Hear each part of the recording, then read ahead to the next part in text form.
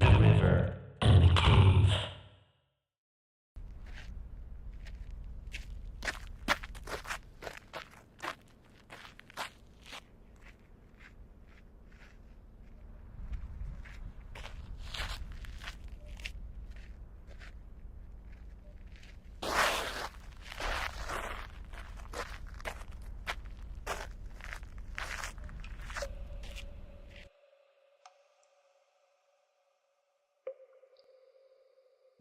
Hello, dear traveler. Tut, no need to further exert yourself. Sit. You've had a long journey. You must be confused, disoriented. Take a moment for yourself. Breathe in the cave walls. You've reached your destination, whether you know it or not. Who am I?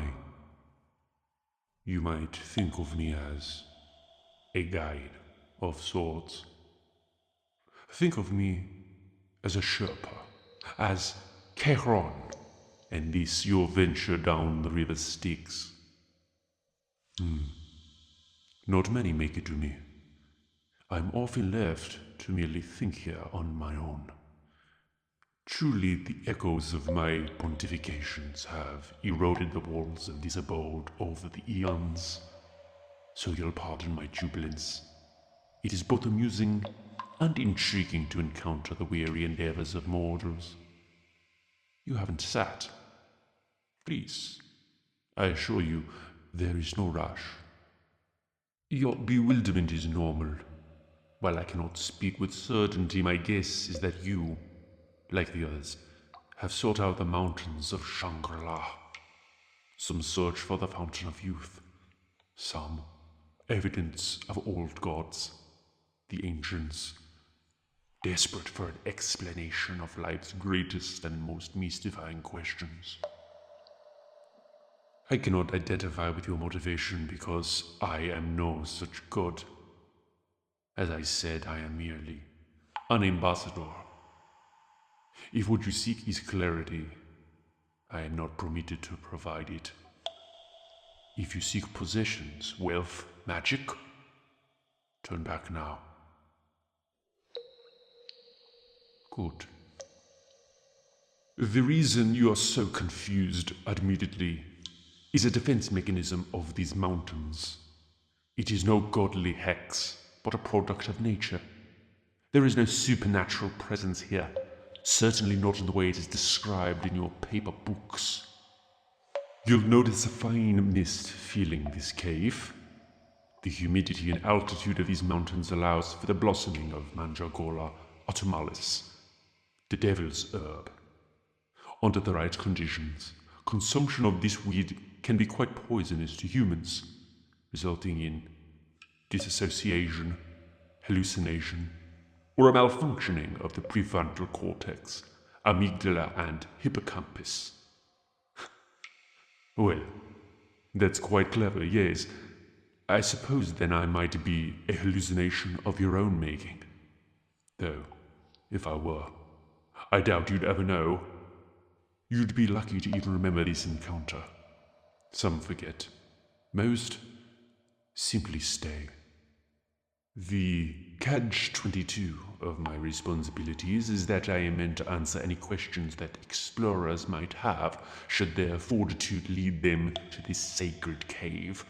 But, as it has been for centuries, the side effects of the foliage render your cerebral functionings mostly useless.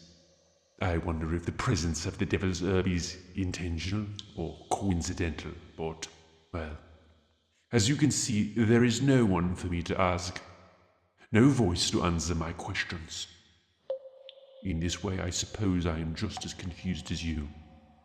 So who am I? I've already told you. Oh, what am I? A much better question. Funny how the language of mortals can create such drastic implicational changes with such minor alterations. What am I? Well, perhaps We might make a game of it. Consider the physical evidence before you. Here you are, alone, in a cave with someone who has all the distinctive features of a human. Why, I could just as easily be you as you yourself are. In fact, maybe I am you. You'd have no way of proving the contrary. You're barely able to get your words straight. I'm just being cheeky. Look around. Allow your senses to answer your quandary. I've already told you I'm not a god. You seem to be convinced I'm not human. So, what's left? An illusion. A mirage. Perhaps I'm a liar.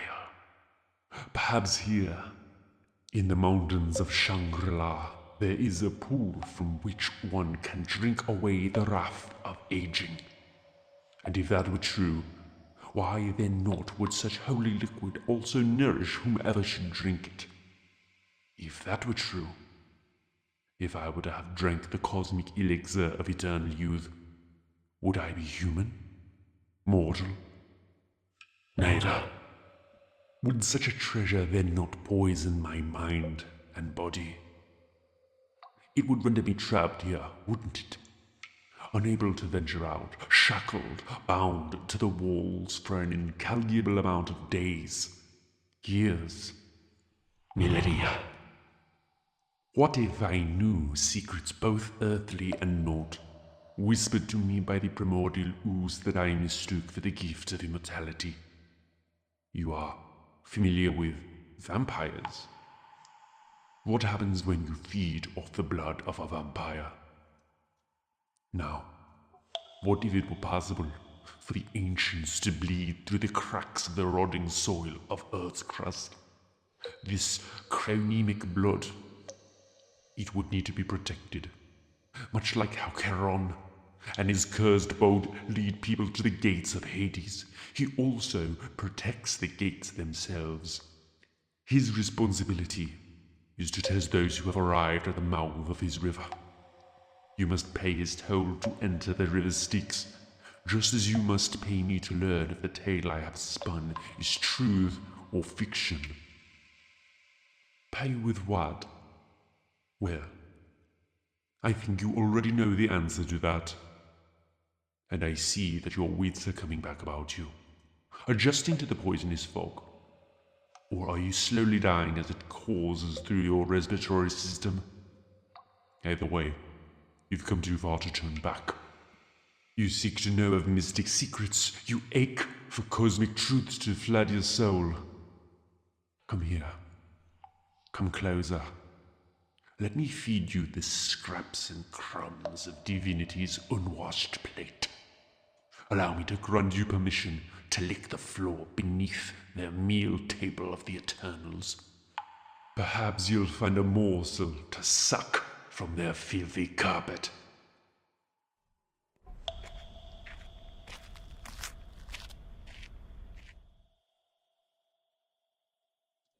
You are unworthy.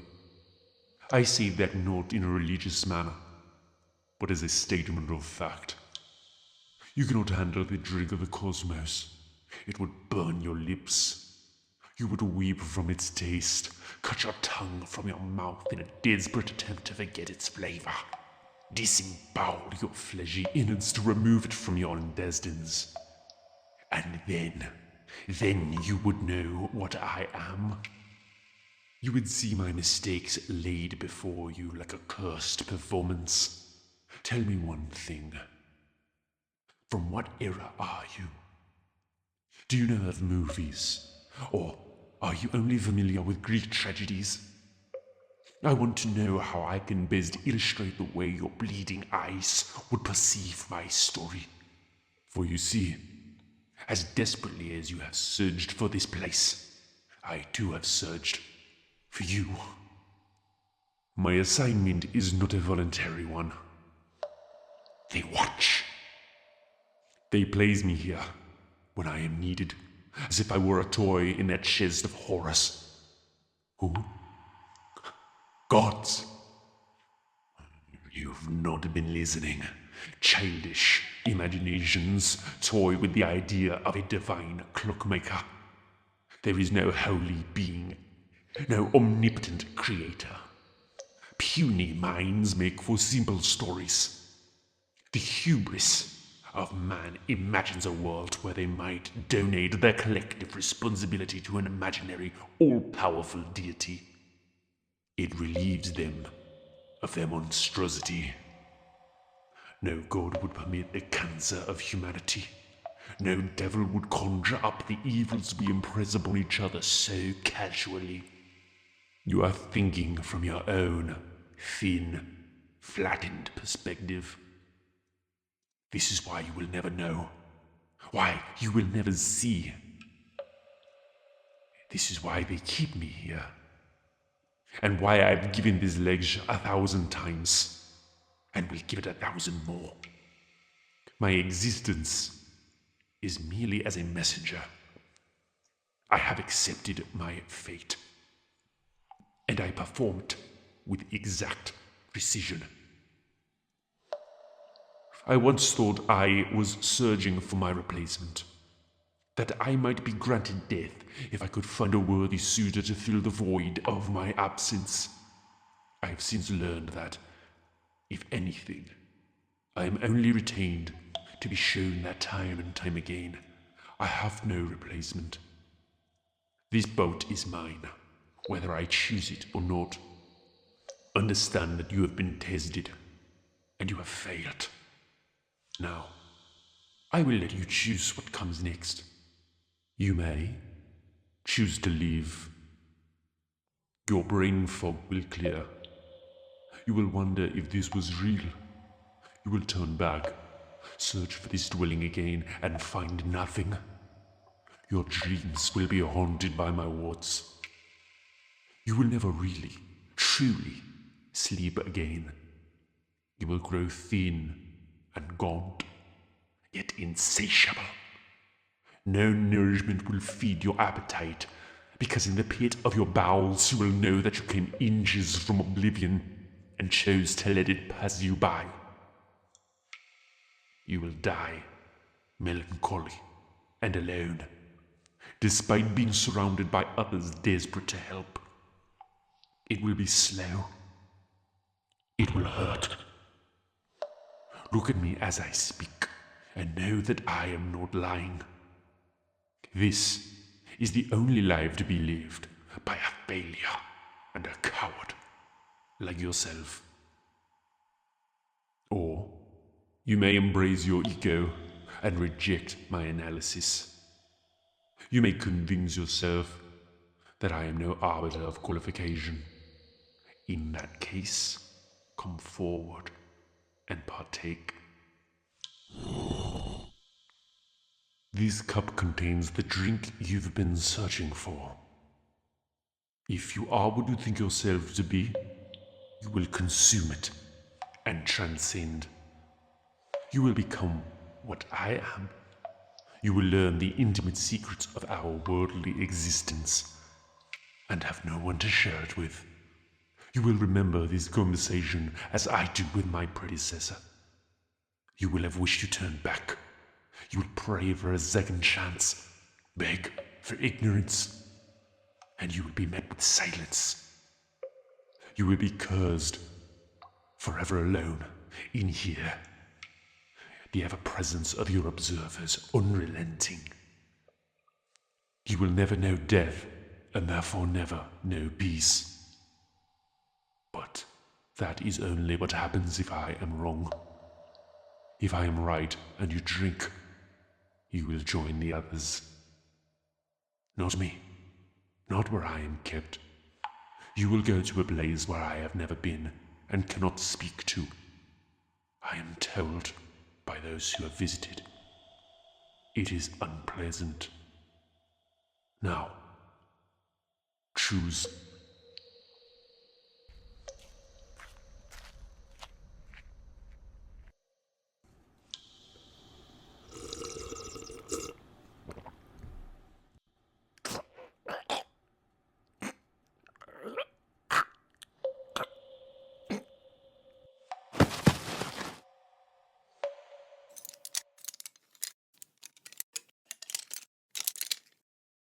4,342.